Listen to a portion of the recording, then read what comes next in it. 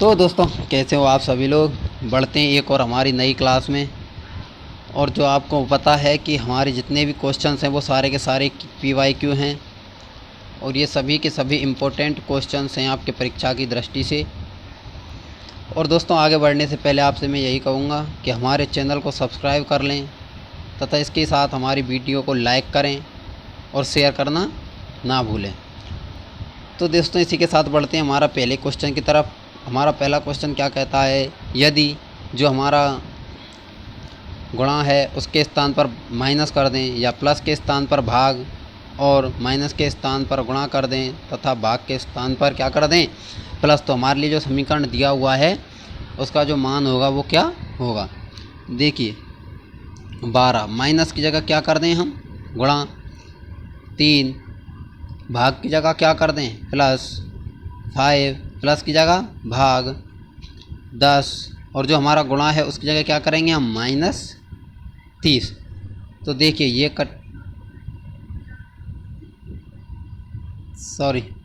अब देखिए हम इसको हल करते हैं तो हम क्या करेंगे, बोर्ड मास के तहत जो हमारा बोर्ड मास नियम है उसके द्वारा हम क्या करेंगे, पहले हम भाग और गुणा को फिर हम प्लस माइनस को हम हल करेंगे। तो देखते हैं। देखिए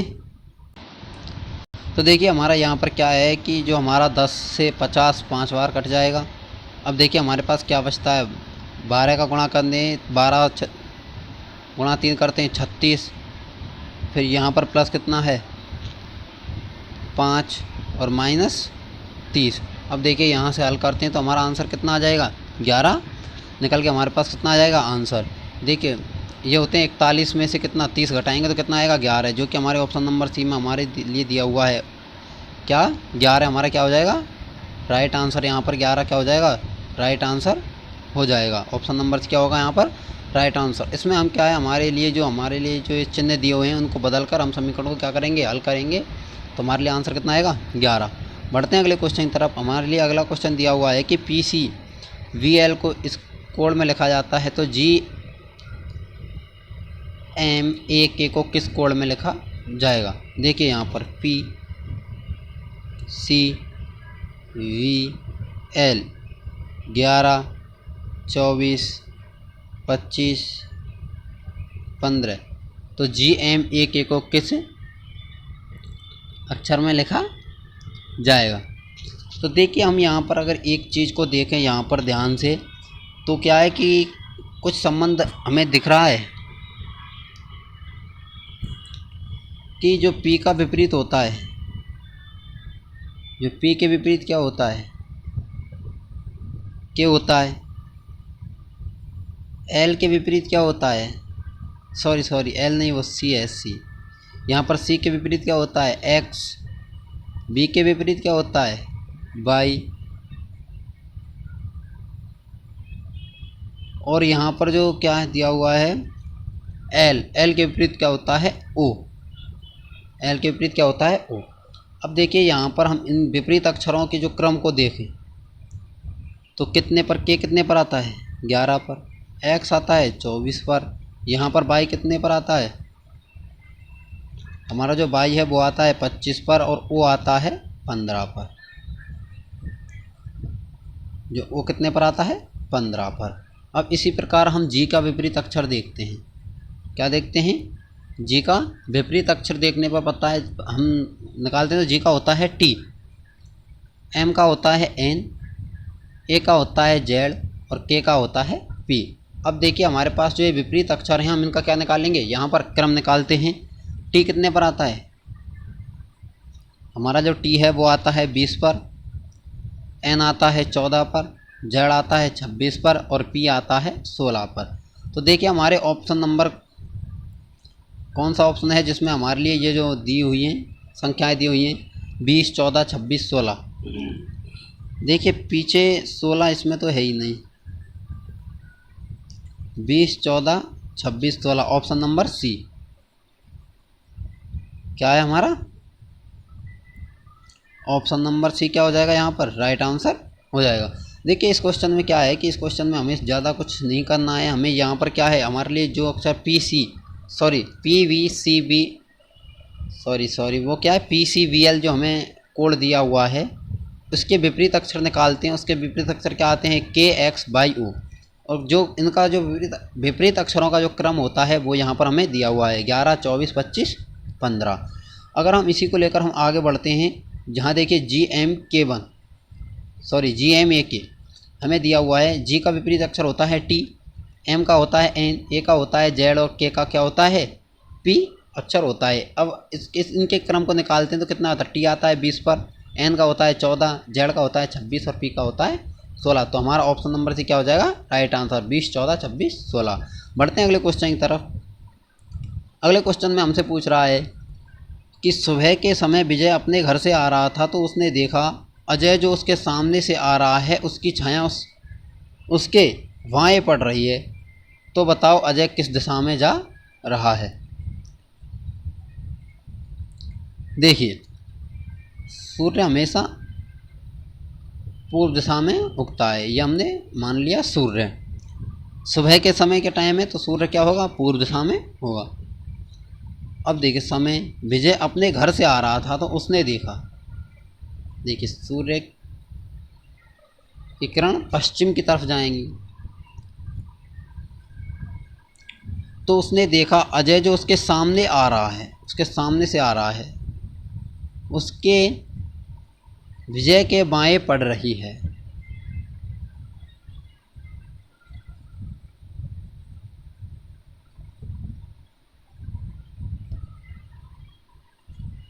उसकी क्या पड़ रही है, विजय के बाएं पड़ रही है। देखिए यहाँ पर क्या है कि विजय अपने घर से सामने से आ रहा है, उसने देखा अजय जो उसके सामने से आ रहा है उसकी छाया उसके बाएं पड़ रही है। बाएं यानी कि लेफ्ट में उसकी क्या पड़ रही है, छाया पड़ रही है लेफ्ट साइड में। अब देखिए उसके सामने से आ रहा है मतलब कि माना हमने विजय यहाँ से जा रहा है, अजय इसके सामने से जा रहा है तो किस दिशा में जा रहा है, उत्तर दिशा में जा रहा है। सॉरी उत्तर नहीं होगा, इसमें कुछ कन्फ्यूजन है। देखिए कि विजय सामने से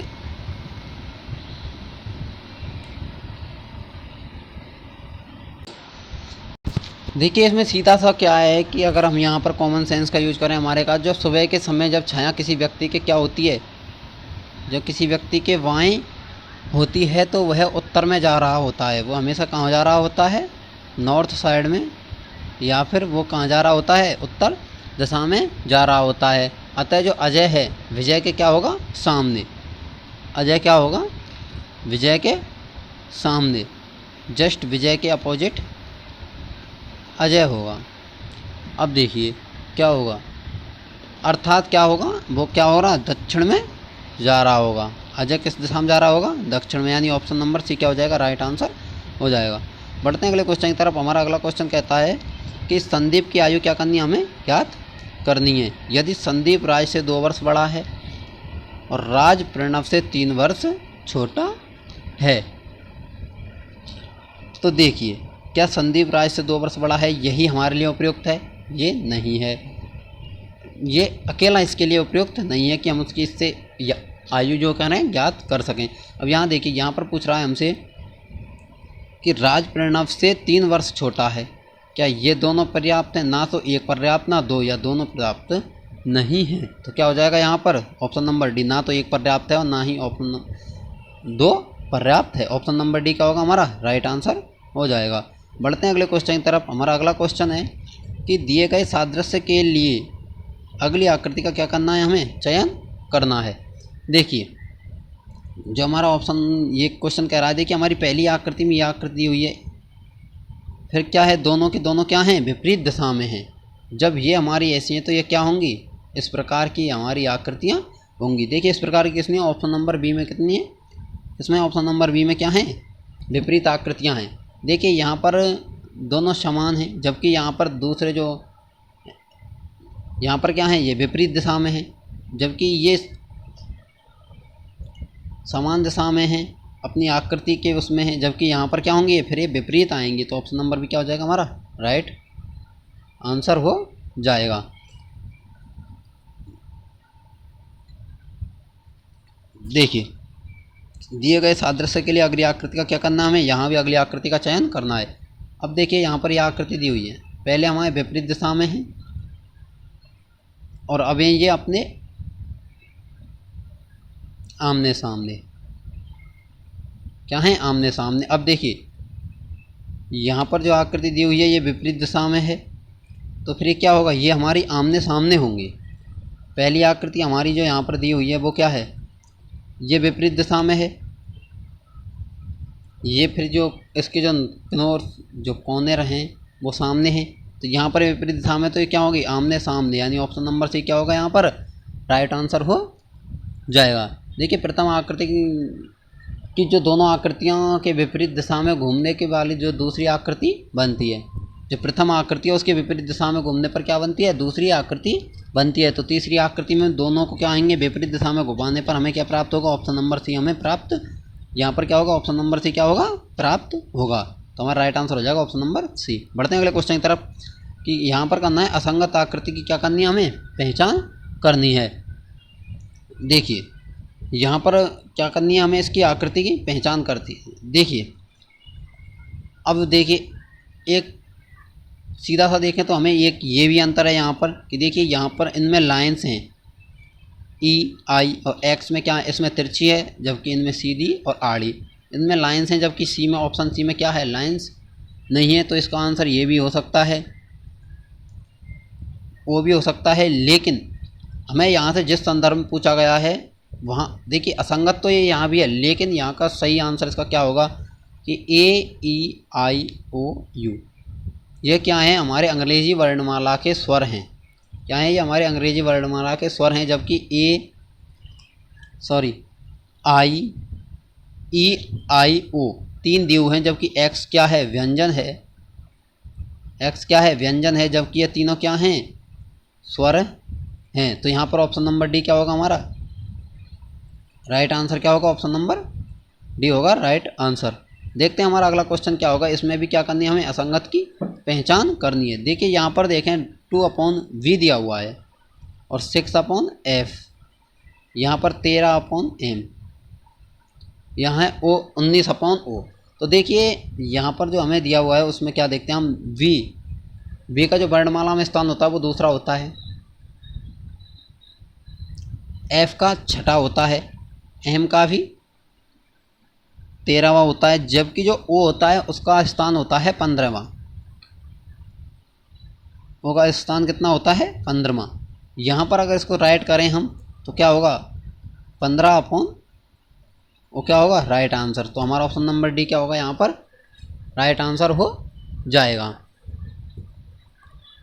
बढ़ते हैं हम अपने अगले क्वेश्चन की तरफ, देखते हैं अगला क्वेश्चन क्या कहता है। हम यहाँ पर भी हमें क्या करना है, असंगत की क्या करनी है, पहचान करनी है। देखिए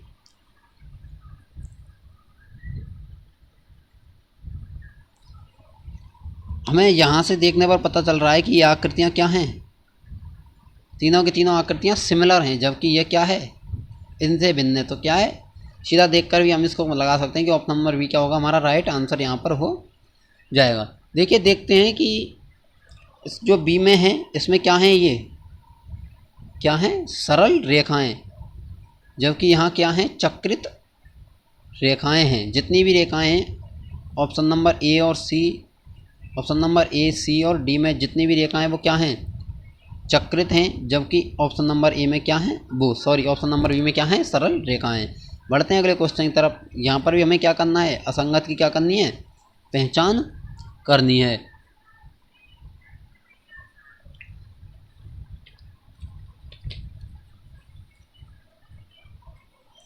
देखिए सी जो यहाँ पर हमारा इसका है वो क्या है, दर्पण प्रतिबिंब है, डी भी दर्पण प्रतिबिंब है, एल भी दर्पण प्रतिबिंब है, लेकिन हमारा ऑप्शन नंबर जो डी दिया हुआ है यह है जल प्रतिबिंब।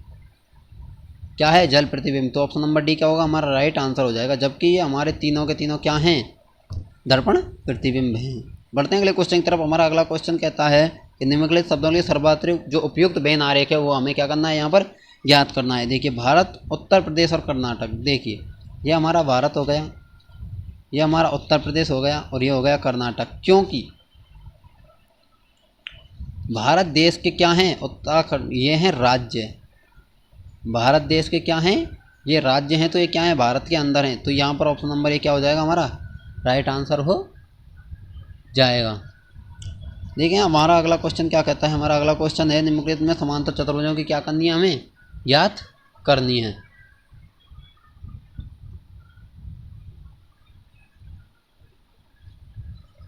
तो देखिए हम यहाँ पर रॉ गिनते हैं, कितने खाने हैं, 1 2 3 4। अब इनका योग करते हैं तो कितना आता है, 10। अब देखिए अब यहाँ पर हम इन लाइंस को गिनते हैं, कितनी है, 1 2 3, कितनी है 3। तो यहाँ पर कितना करते हैं, गुणा 3 करने पर कितना आएगा, 30। तो यहाँ पर कुल चतुर्भुजों की संख्या कितनी होगी, 30, जो कि ऑप्शन नंबर डी में दिए होंगे, हमारा राइट आंसर हो जाएगा। देखिए पहले तो हम इसमें खानों की संख्या गिन लेते हैं। हमारे चतुर्भुज कितने हैं, 4 हैं। और इन चारों को कितना तो जोड़ देंगे, इनका योग करने पर हमें कितना प्राप्त होता है, 10। अब देखिए इसमें तिरछी जो लाइन है, हमारी जो आड़ी लाइनें दी हुई हैं वो कितनी है, 3। तो इनका गुणा कर देंगे और जो हमारा आएगा वो होगा हमारा राइट आंसर। तो क्या होगा, और राइट आंसर क्या होगा, हमारा ऑप्शन नंबर डी क्या हो जाएगा, राइट आंसर हो जाएगा। बढ़ते हैं अगले क्वेश्चन की तरफ। अगला क्वेश्चन है हमारा कि राम बाबू सुबह पूर्व की ओर टहल रहे हैं। किधर टहल रहे हैं, पूर्व की ओर टहल रहे हैं। 4 किलोमीटर चलने के बाद वह दाएं मुड़कर 3 किलोमीटर चलता है। देखिए यहाँ पर राम बाबू टहल रहे हैं और वो पूर्व की ओर कितने चलते हैं, 4 किलोमीटर चलते हैं। ये उनका पॉइंट है। यहाँ से 4 किलोमीटर पूर्व की ओर चलते हैं और फिर दाएं मुड़कर, दाएं यानी अपने राइट मुड़कर 3 किलोमीटर जाते हैं।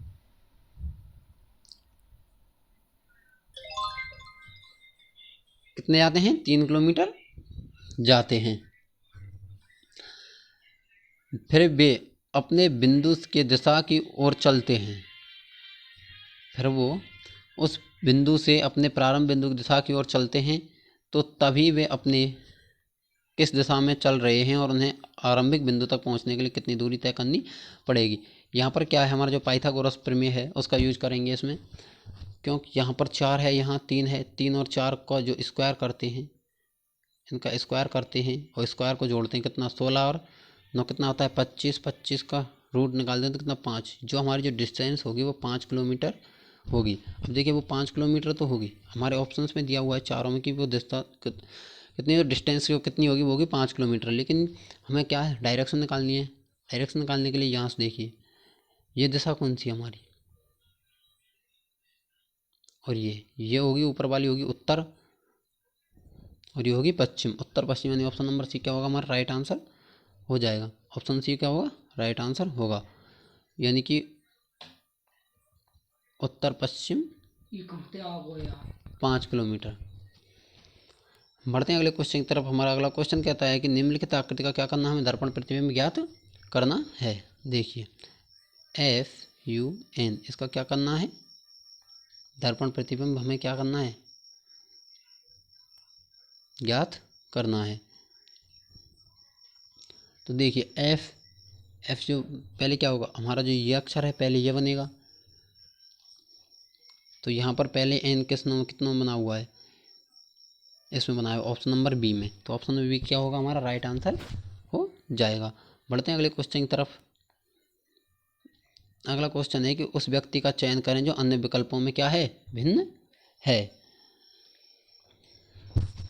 जबकि देखिए यहाँ पर हमारा क्वेश्चन हमसे पूछ रहा है कि क्या करना है, हमें भिन्न यहाँ पर क्या करना है, ज्ञात करना है। देखिए लालू प्रसाद यादव, अटल बिहारी वाजपेयी और ममता बनर्जी क्या हैं, ये क्या हैं, सभी के सभी राजनेता हैं। क्या हैं, राजनेता। जबकि जो हमारे सत्येंद्र नाथ बोस हैं, ये एक बहुत ही प्रसिद्ध क्या हैं, भौतिक वैज्ञानिक हैं। क्या हैं, ये भौतिक वैज्ञानिक हैं। जबकि क्या हैं ये, और जो हमारे 3 हैं वो क्या हैं, राजनेता हैं। देखिए हमारे बढ़ते हैं हमारे अगले क्वेश्चन की तरफ। हमारा अगला क्वेश्चन है कि यदि किसी कूट भाषा में दिसपुर को डिसरूप लिखा जाता है तो इस कूट भाषा में शिमला को क्या लिखा जाएगा। तो देखिए यहाँ पर दिसपुर को क्या लिखा जाता है, DISPUR। तो देखिए यहाँ पर क्या है, आगे के तीनों शब्द क्या हैं, समान हैं, लेकिन जो हमारा ये शब्द है, अब देखिए यहाँ पर ध्यान से थोड़ा करते हैं हम। यहाँ क्या रहा, आर, ये यहाँ पर ये है और ये यहाँ पर पी है। तो देखिए हमारे पीछे के तीन शब्द क्या हैं, यहाँ पर बदले गए हैं। पीछे के तीन शब्द क्या गए हैं, बदले गए हैं। तो यहाँ पर हम भी अपना जो करते हैं वो करते हैं शिमला, SIM। तीनों शब्द क्या रहेंगे, वही रहेंगे। देखिए जो हमारा पीछे का शब्द है वो है A, L हमारा सीधा का सीधा होगा L, और क्या होगा, M। अब देखिए पीछे के शब्द M कितनों में है, ऑप्शन नंबर 2 में है। L कितनों में है, 2 में है। A कितनों में है, A। ऑप्शन नंबर B क्या होगा हमारा यहाँ पर राइट आंसर हो जाएगा। क्या होगा, ऑप्शन नंबर B का होगा, सॉरी ऑप्शन नंबर B नहीं होगा, ऑप्शन नंबर A क्या होगा हमारा right answer. Option number A क्या होगा, राइट आंसर हो जाएगा। बढ़ते हैं अगले क्वेश्चन की तरफ। अगला क्वेश्चन है कि राहुल की बहन, सॉरी माधवी क्या है, राहुल की बहन है। माधवी क्या है, राहुल की बहन है, और माधवी की नानी की एकमात्र बेटी राहुल से किस प्रकार संबंधित है। देखिए यहाँ पर कह रहा है माधवी क्या है, राहुल की बहन है। जो माधवी है, देखिए माधवी राहुल की क्या है, सिस्टर है। माधवी की नानी की एकमात्र बेटी, माधवी की नानी के डॉटर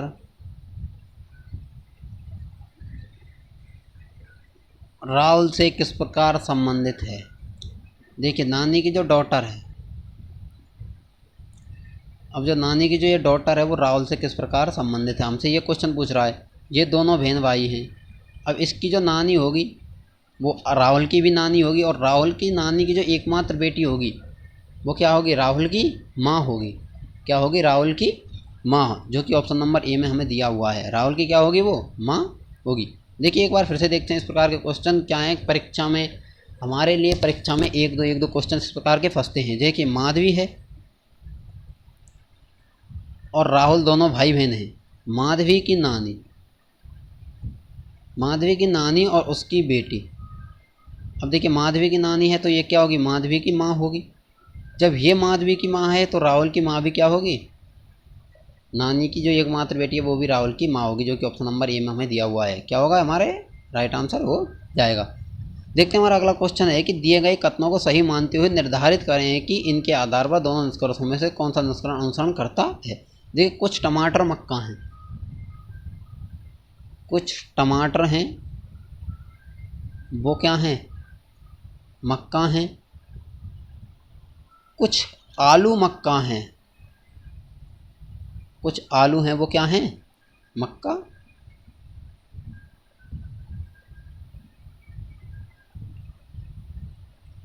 हैं। तो यहाँ पर देखिए केवल निष्कर्ष पढ़ते हैं। कुछ मक्का आलू हैं, कुछ मक्का आलू हैं, यस हैं, कुछ मक्का आलू हैं। दूसरा है केवल निष्कर्ष दो अनुसरण कर, कुछ मक्का टमाटर हैं, कुछ मक्के। देखिए यहाँ पर कुछ मक्के टमाटर हैं, यहाँ पर कुछ मक्का आलू भी हैं। तो यहाँ पर क्या होगा, ऑप्शन नंबर D। दोनों ही क्या करते हैं, अनुसरण करते हैं। दोनों ही ऑप्शन क्या करते हैं, अनुसरण करते हैं। क्योंकि देखिए यहाँ पर जो टमाटर हैं, कुछ टमाटर मक्के हैं और कुछ मक्का क्या हैं, आलू हैं, या कुछ आलू मक्का हैं। तो यहाँ पर दोनों अनुसरण करते हैं। हमारा अगला क्वेश्चन है कि कथन को पढ़ें और दी गई जानकारी से तर्क संगत सही निष्कर्ष की क्या करनी है, हमें यहाँ पर पहचान करनी है। देखिए इस कप में औषधि, ये स्वास्थ्यवर्धक पेय है। जो इस कप में क्या है, जो औषधि स्वास्थ्यवर्धक पेय है। सॉरी, वो यहाँ से क्या है, थोड़ा सा कट गया था वो टैब हमारा। शुरू से क्वेश्चन करते हैं, इस क्वेश्चन को करते हैं हल। कि यहाँ पर जो तर्क संगत निष्कर्ष है उसकी क्या करनी है, हमें पहचान करनी है कि इस कप में औषधीय क्या है, स्वास्थ्यवर्धक पेय है। देखिए, स्वास्थ्यवर्धक पेय कड़वा है? नहीं, इसमें कहीं भी नहीं दिया गया है कि स्वास्थ्यवर्धक जो पेय है वो कड़वा है। स्वास्थ्यवर्धक पेय से खांसी ठीक हो जाती है, इसमें यह भी मेंशन नहीं किया गया है कि इससे खांसी ठीक होती है या ये कड़वा है। तो यहाँ पर क्या है, दोनों ही अनुसरण इसका नहीं करती। ऑप्शन नंबर डी क्या होगा यहाँ पर राइट आंसर हो जाएगा। देखते हैं हमारा अगला क्वेश्चन। तो दोस्तों, अगले क्वेश्चन की तरफ बढ़ने से पहले मैं आपको ये कहना चाहता हूँ कि आपने हमारी क्लास को यहाँ तक अटेंड किया है तो थोड़ा आगे भी करेंगे, और हमारी आपको क्लास पसंद आई हो तो इसको लाइक करें, लाइक करके इसको शेयर करना ना भूलें, और इसके साथ साथ हमारे चैनल को सब्सक्राइब ज़रूर करें, जिससे क्या है कि हमारी जो भी वीडियो आपके पास सबसे पहले, जो भी वीडियो हमारी वीडियो नई आए वो आपके पास सबसे पहले पहुंच जाए। तो दोस्तों, मैं आपके लिए एक चीज़ और मेंशन करना चाहता हूं कि हमारे चैनल पर जल्द ही ज्योग्राफी की जो हमारी वीडियो हैं वो आपको मिलने वाली हैं। ज्योग्राफी की वीडियो क्या है जो आपके लिए मिलने वाली हैं। तो दोस्तों, हमारी वीडियो को जितना हो सके उतना शेयर करें, जिससे कि आपके साथ साथ आपके मित्रों का भी कुछ भला हो सके। तो देखते हैं हमारा अपना जो क्वेश्चन है वो क्या कह रहा है। हमारा क्वेश्चन कह रहा है कि कथन को पढ़ें और दी गई जानकारी से सही पूर्व धारणा की क्या करनी है, हमें यहाँ पर पहचान करनी है। शराब छोड़ने वाले जो अधिकांश लोग मोटे हो जाते हैं, जो शराब छोड़ते हैं वो अधिकांश लोग क्या हो जाते हैं, मोटे हो जाते हैं। अब देखिए, यहाँ पर जो पूर्व धारणा दी गई, यदि कोई शराब छोड़ दे तो वह मोटा हो जाएगा, यदि कोई शराब नहीं छोड़ता तो वह मोटा नहीं होता है।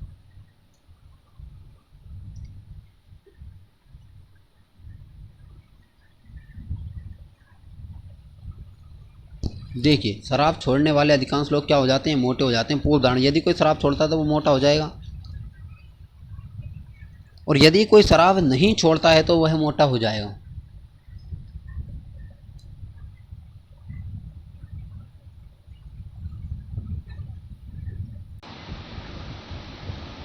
तो यहाँ पर क्या हो जाएगा, ऑप्शन नंबर हमारा सी क्या हो जाएगा, राइट आंसर हो जाएगा। छोड़ दे तो वो मोटा हो जाएगा, और शराब नहीं छोड़ता तो वह मोटा नहीं होगा। इसमें क्या है, दोनों पूर्व धारणाएं हो सकती हैं। तो ऑप्शन नंबर सी क्या होगा हमारा यहाँ पर राइट आंसर हो जाएगा। बढ़ते हैं हमारे अगले क्वेश्चन की तरफ। कि श्रृंखला में अनुपस्थित अक्षर के लिए सर्वाधिक उपयुक्त विकल्प का चयन क्या करना है, हमें चयन करना है। जो सर्वाधिक उपयुक्त जो विकल्प है उसका क्या करना है, हमें चयन करना है। देखिए, हमारे लिए यहाँ पर क्या दी गई है, श्रृंखला दी गई है FIMR। अब देखिए क्वेश्चन मार्क और फिर है हमारा ई। तो देखिए, F से I, I से M, M से R। देखिए, F से I +1 करते हैं, F यहाँ G, FGH, और फिर क्या होता है I, यानी कि यहाँ पर +3 होता है, IJKLM यानी +4, तो यहाँ पर +5। तो जो हमारा क्वेश्चन मार्क होता है वहाँ +6, R में +6 करेंगे तो कितना आएगा, क्या होगा हमारा, क्या होगा X आएगा। क्या आएगा, +6 करने पर क्या होगा, अगला अक्षर X होगा, जो कि ऑप्शन नंबर सी क्या होगा हमारा राइट आंसर हो जाए। और अगर X में +7 करें तो क्या प्राप्त होगा, हमें ई आएगा हमारा। बढ़ते हैं अगले क्वेश्चन की तरफ। हमारा अगला क्वेश्चन है कि 48 घंटे में अधिकतम कितनी बार 0 डिग्री का क्या बनेगा, कोण बनेगा। यानी कि जो 0 डिग्री का जो कोण होता है उसको क्या बोलते हैं, ओवर लैपिंग।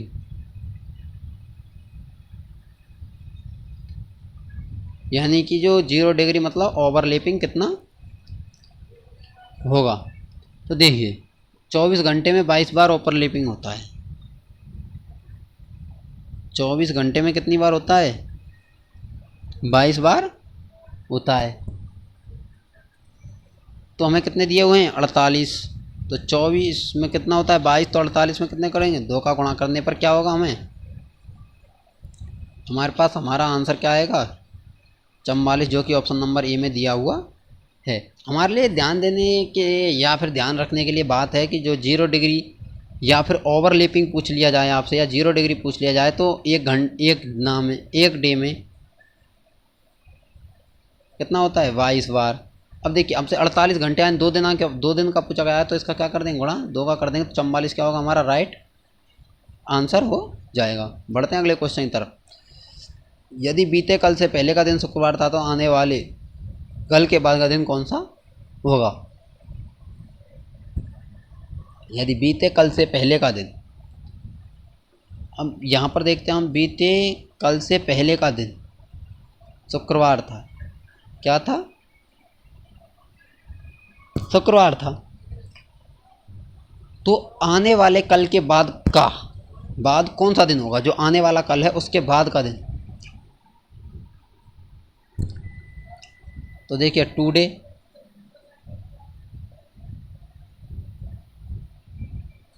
क्या होगा रविवार, तो आने वाले कल के बाद, आने वाले कल के बाद का दिन क्या होगा, आने वाला कल क्या होगा सोमवार, और सोमवार के बाद का दिन क्या होगा मंगलवार, जो कि हमारा क्या है राइट आंसर, ऑप्शन नंबर भी क्या हो जाएगा राइट आंसर हो जाएगा। बढ़ते हैं अगले क्वेश्चन की तरफ। हमें क्या ज्ञात करना है, यहाँ पर लुप्त संख्या क्या करनी है ज्ञात करनी है। देखिए हम यहाँ पर लुप्त संख्या ज्ञात करने के लिए हमें इनमें कोई ना कोई संबंध ढूंढना पड़ेगा, क्या ढूंढना पड़ेगा, कोई ना कोई संबंध तो हमें यहाँ पर ढूंढना पड़ेगा। देखिए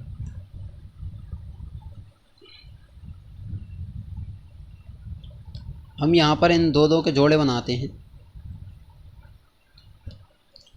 अब यहाँ पर दोनों को जोड़े बनाने के बाद कुछ संबंध देखते हैं हम। 12 और 4 कितना होता है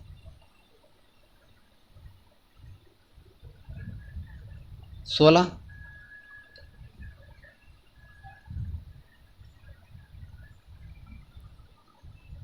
देखिए यहाँ पर 12 और 4 16, 11 और 5 16, 7 6 13, 10 3 13, इसमें का क्या होता है दोनों का 13 हो रहा है। यहाँ पर कितना हो रहा है 16 हो रहा है। यहाँ पर 9 और 6 8 और 9 17, और 10 7 17, 7 5 12, तो 8 और 4 12, ऑप्शन नंबर डी क्या होगा राइट आंसर हो जाएगा। चित्र में क्या करना है वर्गों की संख्या हमें क्या करनी है ज्ञात करनी है।